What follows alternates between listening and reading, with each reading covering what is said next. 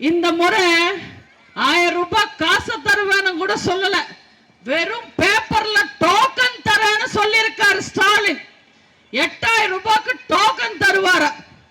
அந்த 8000 ரூபாய் வச்சுட்டு தமிழ்நாட்டு பெண்கள் TV, fridge, AC, washing machine, mixie, கிரைண்டர்னு எல்லாமே வாங்கிக்கலாமா? நீங்களே சொல்லுங்க, 8000 ரூபாய்க்கு இதெல்லாம் வருமா? அது டோக்கன் கொடுத்தா வருமா? திமுக கொடுக்கிற டோக்கன் எல்லாம் எப்படி தெரியுமா? இந்த ஆடி தள்ளுபடிக்கு துணி கடையில தருவாங்களே டோக்கன், அந்த மாதிரி டோக்கன். மேல கொட்டை கொட்டையா 8000 எழுதுவாங்க, கீழே பொடியா எழுதிருப்பாங்க.